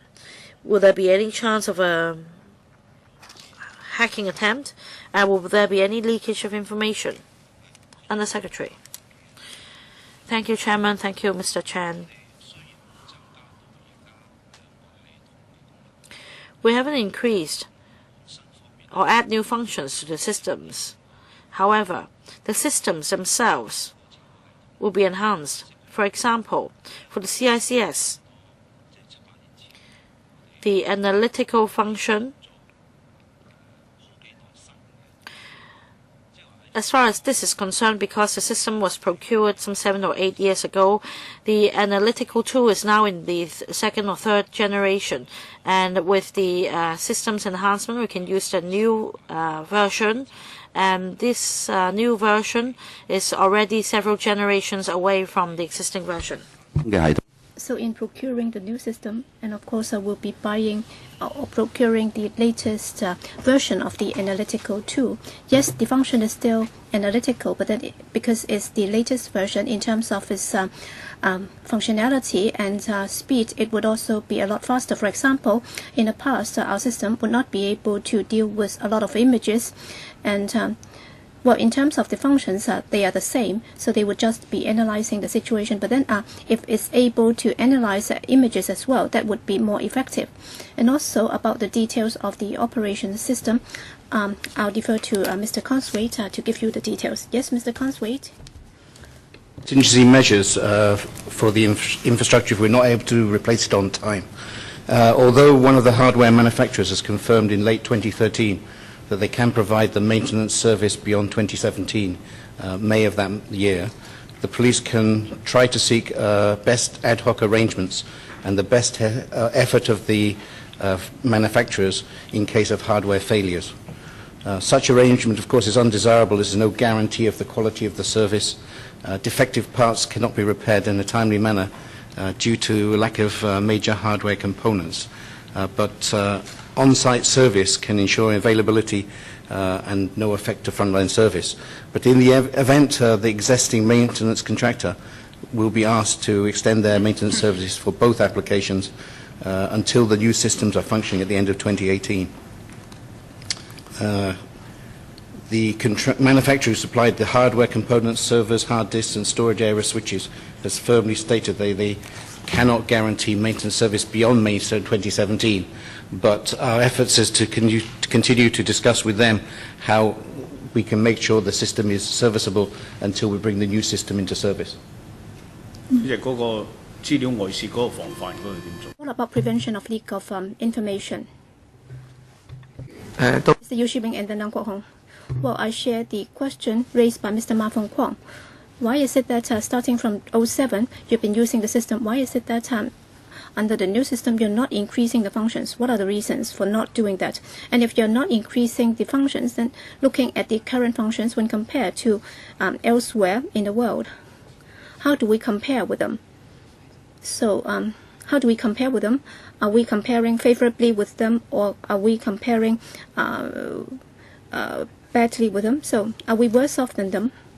And also in terms of intelligence collection, you said that general intelligence collection would be done by some open channels, for example, newspapers and so on. But then during the past few years, well, most people are using smartphones, and the development has been in leaps and bounds, and also internet is also covering vast territory, and therefore, given the latest communication channels, so would the new system be able to cope with that so that there can be more functions in collecting intelligence, so that it can be more modernized? Under Secretary. Thank you, Chairman. Thank you, Member. Well, in terms of the function of the new system, some members have asked why we have not increased the functions. In fact, for the two systems, for the existing functions, they have already met our needs. And in assessing our future development and needs, the two systems would also have to meet the police's requirement, and the assessment result is that it's okay, so they will be able to meet our needs. Well, let me explain a bit further. For the PONIX, well, the main it would have all the names there, so that for missing persons and wanted persons, all the names will be included there. So it might seem very simple, so long as the efficiency is okay. So it's like a library. So when I try to search for something in the library, so I would be searching for that under the system. So the PONIX will be doing this, and we believe that the existing system can meet our requirement, and the future system would also be able to achieve that purpose. As for CICS, well, the main feature is the analytical tool. So we have not increased the functions. In terms of its analytical power, well, at Interpol meetings or at other international collaboration meetings, we have also looked at their systems, and our conclusion is that Hong Kong's CICS has met international standards. And in this regard, if there are any new practices, we would also exchange that with other jurisdictions, and we believe that our current system is able to meet the current and foreseeable needs of the police force. And of course, there are some analytical tools which might work faster, or the scope could be broader. And as I said, for example, we have to deal with a lot of images. For example, the CCTV of a particular place, and as you know, we have to make use of that in our investigation. That's why, so long as the system is able to deal with that and also analyze the images, then that would help. So we have now used a new platform. So we are resorting to a new platform, and we will try to identify more softwares for analytical functions, and if they can meet the requirements, then it's okay, it will work. That's why we accept that. And also on intelligence collection, well, for the details, I don't intend to disclose too many details here, because it would also involve the ways that the police would collect intelligence. We don't want the criminals to know that. But then what I can say to the honourable member is that, well, for our intelligence collection network, it has to be very extensive in the international community amongst different police forces in collecting criminal intelligence to combat crimes. In fact, the radar network would be targeting the same area. So in this area, we are no different from overseas jurisdictions. Thank you. Deng Kwok Hong. Chairman, my question is, well, how did you identify the consultants? So the consultants would be making recommendations as to what you need to do. So did you do that through tendering? Or is it that it's the same consultant that you've been using all along? I'll defer to Mr. Conway to reply. Yes? Well, the consultancy was a tendering open tender process, and the consultant, that started in 2010. In 2012, the consultant took the consultancy and was appointed in the consultancy. The consultancy was a 5-stage process, completing in May 2014 with a report to the Commissioner. But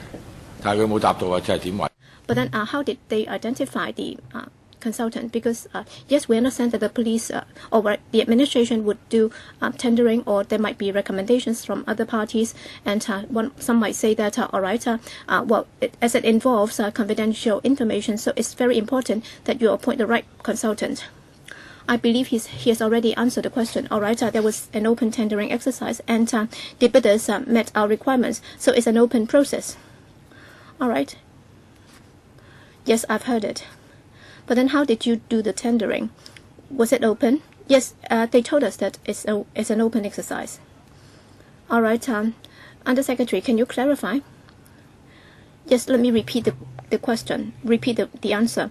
Well, for any consultancy studies, we have to go through this tendering procedure, and of course we would include our requirements in the tendering document, and whoever meets the requirement can put in a bid, and then we have a tendering process in selecting the best consultant who can meet our needs.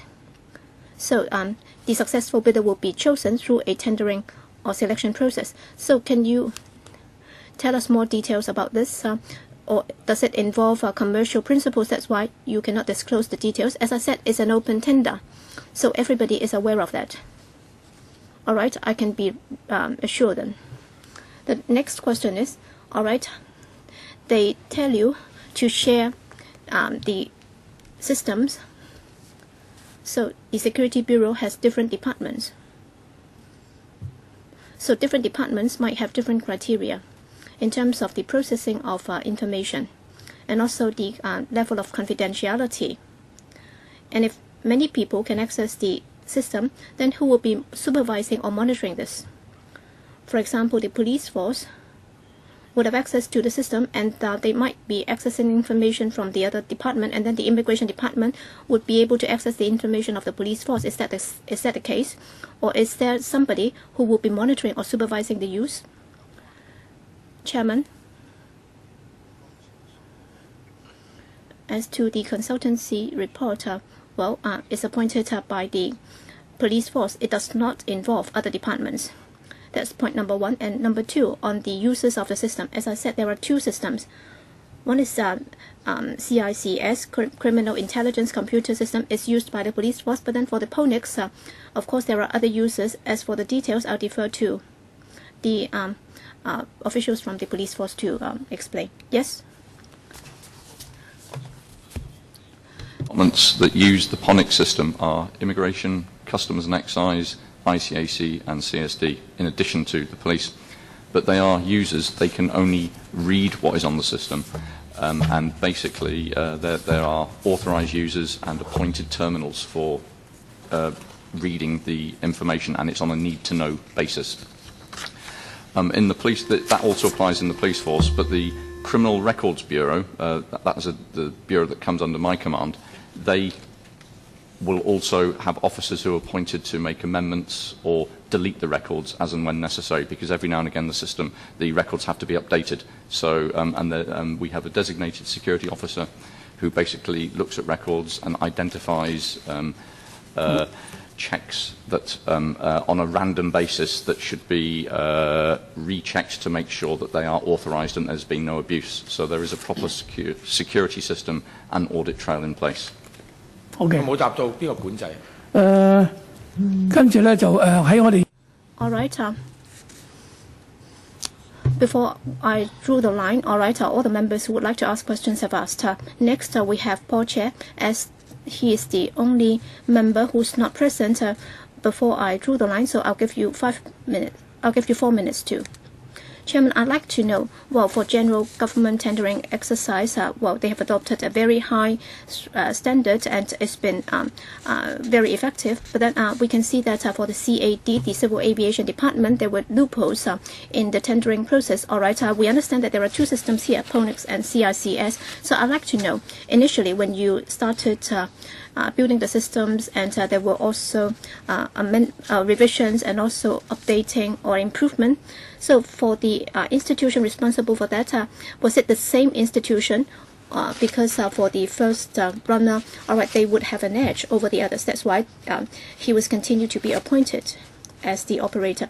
And also, the Undersecretary also said that there would be departments coming up with the requirements and so on. So according to the CAD's experience, there were circumstances in which the departmental staff, when they came up with the requirements and subsequently after their retirement, they would then be joining the consultancy firms outside.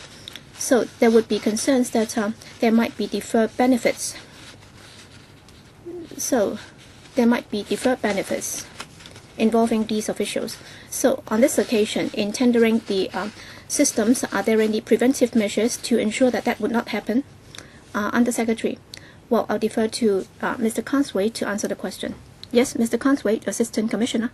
In looking at business needs and business nature, we of course work with the user policy wings of the police force, and it's the information systems wing of the police force that's responsible to look to the user requirements with those policy wings into what they need in functionality or a new system.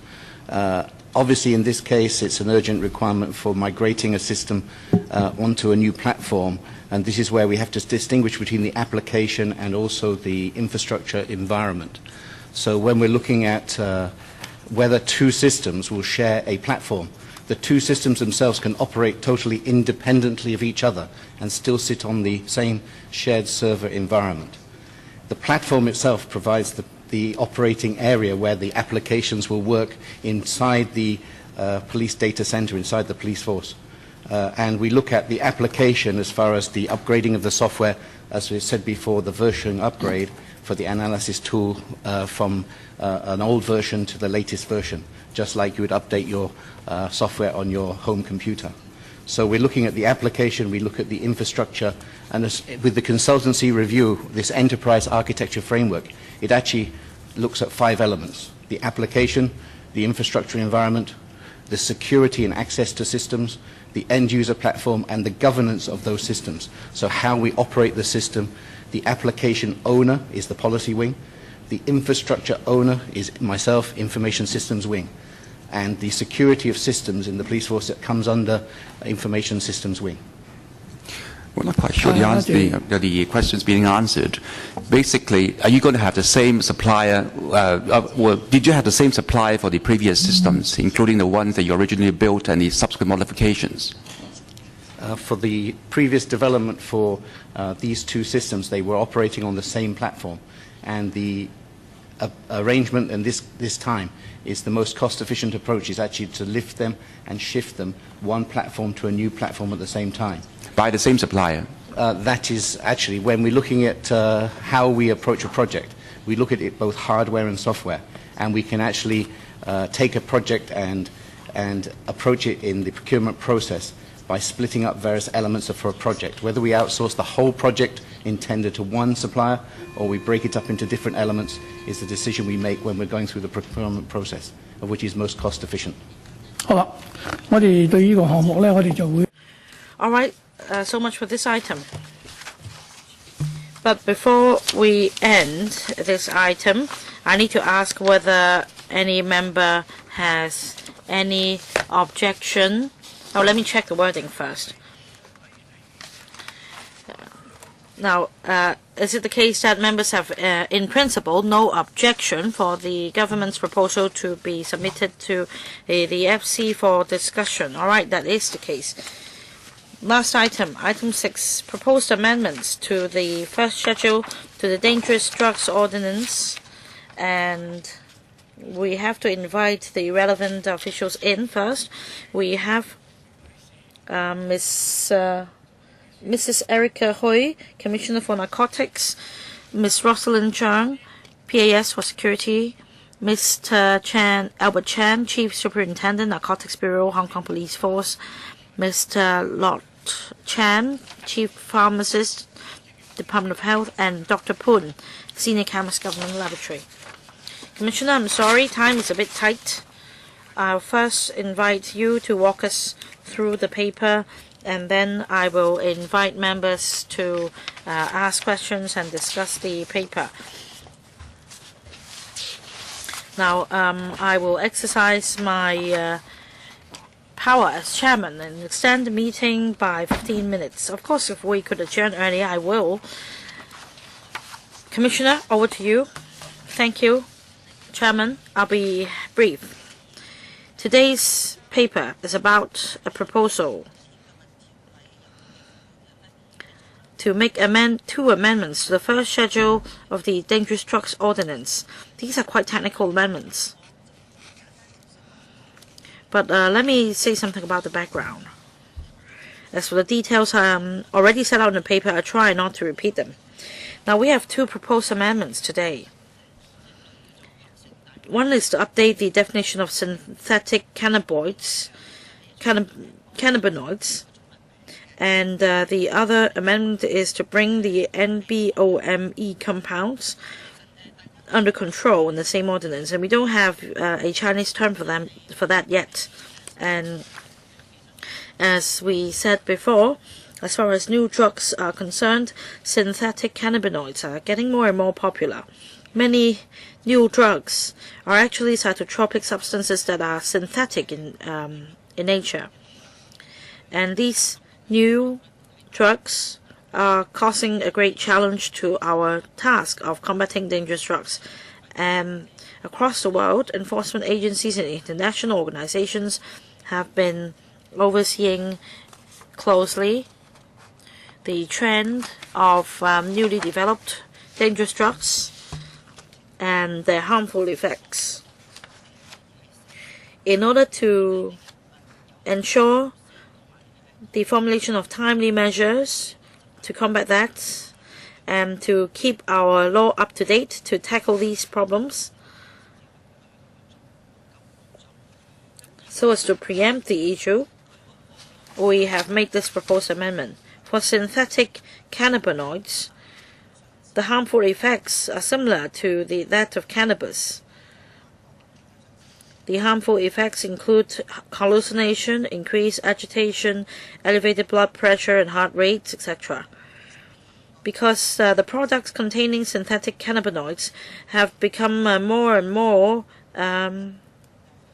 diverse, and it's hard to really understand the ingredients of these products, the harmful effects would be greater.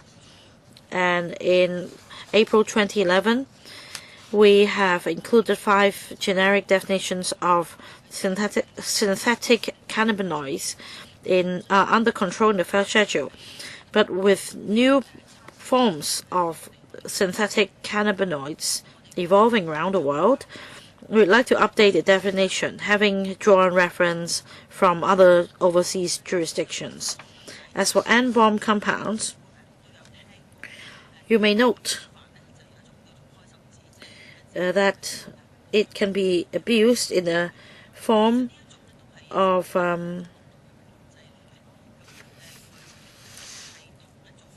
highly potent hallucinogens, and it's designed to mimic the effects of LSD with high toxicity.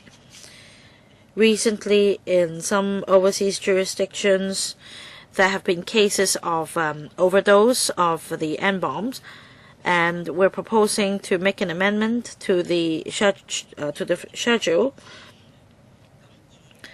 to regulate substances that are not really for medical use. And after putting them in the first schedule under control, and they will be subject to very stringent control. There will be criminal liability for import and export, possession and taking, etc., consumption, manufacturing, etc. And legislative work is very important to combat dangerous drugs. With new drugs continue to be developed, we need to make timely amendments to our law to extend the coverage. Our proposal is to table the order in July, and then following the negative vetting procedure, we hope that by the end of the year, the order will take into effect. I'm sorry I forgot to introduce one of our government officials, Mr. Lord Chen, Chief Pharmacist from the Department of Health. Welcome to our meeting. Any questions or comments from members on this item? Mr. Leung Kwok Hong. Any more? Oh, wait. Any more? Mr. Ng Sing. Dr. Kenneth Chen. 4 members. And also Mr. Kwok Wai Keung. I'll draw a line here. 3 minutes each. Mr. Leung Kwok Hong. Chairman. Now it's not under legislative control, so it's very difficult to control it. You need to amend the legislation. But my concern is how will people be aware of them as dangerous drugs before the legislation is amended. If this drug is new, people may not know that it is in fact a dangerous drug. So you need to step up your publicity. You need to tell people that even if this is not against the law, taking this drug will kill you. Because we all act like this. If it's put under legislative control, we will stop doing it. Otherwise, we'll continue to do it. I mean, not many people may be aware of this. You'll be given this smiley paper, and even if you don't really lick the paper, you may get killed just by putting it in a pocket. So my question is this: what plan do you have before the before the amendment is passed to educate the public that there are great harmful effects of these drugs, so that people don't fall into the trap? Publicity and education is also one of our major tasks to combat drugs. Now, before putting the drugs or substances in the first schedule to the Dangerous Drugs Ordinance to put them under control, for there are so many synthetic substances of this nature. There is a great variety, and we are actually drawing reference from international organizations. For example, the WHO is conducting research on the effect of different drugs, whether these drugs are addictive, whether there are harmful effects, and the popularity of these drugs. And we base our consideration on the different information presented in reports from different organizations. And we emphasize that we must amend the legislation before the drugs get really popular in Hong Kong, because after they are put under control in the legislation, these drugs will become less popular. So I think it's more important than making publicity effort on each and every kind of new drugs. And very often we see from news reports that drug traffickers would package different drugs as a form of publicity stunt, and we believe that this is one way of tackling it. Mr. Paul Chair, well, just now the Commissioner used different terms. Different drugs keeps evolving, and a great variety of drugs in describing new psychotropic substances. And I believe that indeed there is a great difficulty Now, before it actually lands in Hong Kong, so to speak, how do you assess when the drug would actually take root in Hong Kong, and say when you decide to incorporate it in the schedule of the DDO? And as I understand, there are views overseas regarding cannabis, and there are new viewpoints, and some consider that it should be decriminalized. And what about apart from adding to the schedule, would you also consider taking substances out of the schedule? Commissioner, now on our criteria of assessment, whether the drugs have become popular in Hong Kong, we rely on enforcement agencies, and they would understand the trend. For example, in the course of the investigation and the drugs seized and the intelligence collected, very often we can identify the trend. We're talking about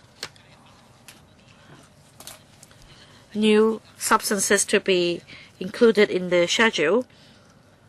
In recent years, they are the new psychotropic substances.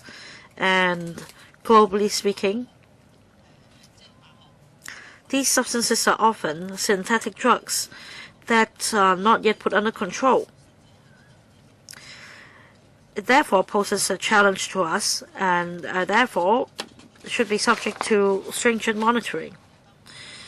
And if we see the potential of them becoming a problem, for example, whether they are addictive or whether they are really harmful to human beings, we rely on the World Health Organization's framework in this regard. And when these substances become popular, and when these substances are put under control, definitely the legislative control would help reduce the supply in the market. As for removal of substances from the schedule, in particular for cannabis, I think the issue is quite complex. There are different considerations, for example, enforcement issues, and we need to be careful in considering that. Mr. Ng Lan Sing. Thank you, Chairman. In paragraph 7 of the paper, it is said that abuse of these compounds would cause fatalities, and there are also overdoses in various places, and I'd like to know,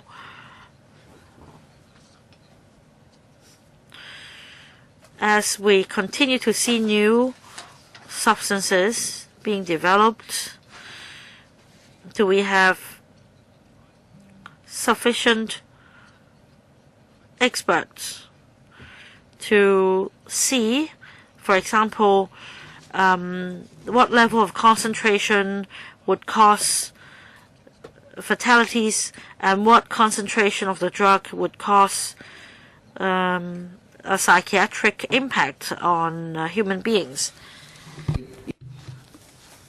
And in the paper, you also said that in some countries,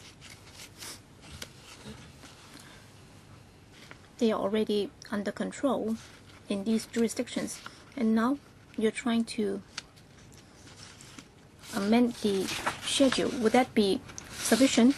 Because given the numerous types and names, would there be gray areas so that people might be able to take advantage of? Mrs. Hui? We will have to monitor the emerging drugs, and relying solely on Hong Kong would not be adequate, because this is a worldwide development, and in different jurisdictions at different times there might be new drugs becoming popular. That's why there needs to be international collaboration, and we've been paying very close attention to international control or regulation. So in different aspects, I will be following up. And our law enforcement agencies, including the CNE and the police, as well as their counterparts overseas, they've been maintaining very close liaison. So this is also another source of information for us. And for the DFH and also the HA, they've also got this support center for drug abuse. And of course, their work would not be confined to drugs or dangerous drugs, but then they would also be collecting information throughout the territory. If in public hospitals they have admitted cases involving intoxication, they would also study the case, and they would also help us monitor the trend. For example, if there are new drugs coming into play in Hong Kong affecting people, resulting in hospitalization, so that would also be a very effective way to understand the latest developments both locally and overseas, so that we can follow up on those developments. Kenneth Chan and then Kwok Wai Kong. Of course, we support the administration's attempt to combat such psychotropic dangerous drugs, whether they call it smiley drugs or whatever. Well, I think we have to combat them from the public perspective. I understand that the administration will have to follow certain rules in doing things, but then have we really checked out on the local abuse situation? So do we have to wait till after the UN or the WHO have convened meetings, and then we'll have to wait till July before you submit it before us, and then we can only implement that by the end of the year? Is that the rules or the procedures? If that is the case, well, in the past, in the local scene, if we have already noticed a rising trend of abuse, then, well, in the US, whether or not it's banned is none of my business. But then, as far as I'm concerned, I would have regarded that drug as having become popular, and if it has caused casualties or even deaths, then should the administration consider doing this in tandem? On the one hand, we have the WHO experts convening meeting, and the UN might also be convening meetings. But then, before then, we should do it in a timely manner. We should make preparation for the new law to be enacted, so that we don't have to wait for another 6 months before the new legislation is tabled. And then we will be able to punish for the export, import, storage, and also procurement of such drugs, so that the prosecution and judicial procedures can take place earlier. Well, Mrs. Hui, well, just now Dr. Chen was referring to the work procedures. I said that we would be making reference to different sources of information, and also international organizations, deliberation, and so on. Everything is done in tandem. In fact, in the past, we have also got examples whereby well, the UN might have taken a decision to recommend that jurisdictions would enact legislation to regulate certain drugs. Well, we would not be bound by that. We would actually be doing that before them. But then when we take a step forward, we have to be very careful. In particular, when it comes to regulation or control of certain drugs, we have to be sure that for the proposed regulated drugs, would there be medicinal use or science and research uses of them? And therefore, in the process, we also have to do more data collection, and we may also have to consult the relevant sector to understand the situation on the ground. Before we consider legislative work, we have to be sure that whatever we do would not affect the use of certain drugs for some useful purposes. So in simple terms, to answer Mr. Chan's question, we would not necessarily have to wait till after the recommendation by the UN before any amendment is made. Thank you, Chairman. Well, to combat drugs, it's always a difficult task, because it's always a challenge, because there are always new emerging drugs. But then when I read the paper, I can see that there are some prosecution or seizure figures. So how did you seize those drugs? And for the drugs being seized, for the couriers of such drugs, as the drugs have not been listed in the schedule, so is it that they have not been punished at all? And thirdly, all right, you have the seizure figures, but I'd like to know from the Commissioner for Narcotics, according to your initial estimate, to what extent are they very popular, and also what about the number of abuses? So do you have any estimate on those? Commissioner? Thank you, Chairman. Mr. Kwok asked about the seizure situations. Well, I can also defer to Mr. Chen, the Chief Superintendent of Police, to answer that. But then let me briefly say this. Well, whether it's the police or the CNE, in the course of their enforcement operations, they would get hold of a lot of intelligence and sources of information. For example, the CNE at the border checkpoints, and also in inspecting export or import cargo, they would always inspect such articles, and they might have identified suspicious substances, and after they have been tested by the government laboratory, then they would know that these are dangerous drugs. Well, in simple terms, as some substances have not yet been included in the schedule, there is a possibility that the related individuals might not have been arrested. So that's why we have to do it in a timely manner. When we identify certain dangerous drugs, we have to include that in the first schedule. According to our law enforcement agencies' intelligence sources, well, such substances are not really very popular in Hong Kong. Yes, Mr. Chen, Chief Superintendent, do you have anything to add? Well, when it comes to figures, Chairman, the main thing is to monitor the most popular drugs, including heroin and also ketamine drugs, and also ice. So these are the most frequently abused drugs. As for MGNA, all right, they are tablet drugs. As to how we managed to identify some emerging drugs for some suspicious substances, when we forward them to the government laboratory for testing, there is a chance that we might be able to know whether the seized drugs might be caught by the schedule, or under the dangerous drugs ordinance, they are already under regulation. So in that stage, we might be able to identify if emerging drugs have become popular in Hong Kong. All right. So much for this item today.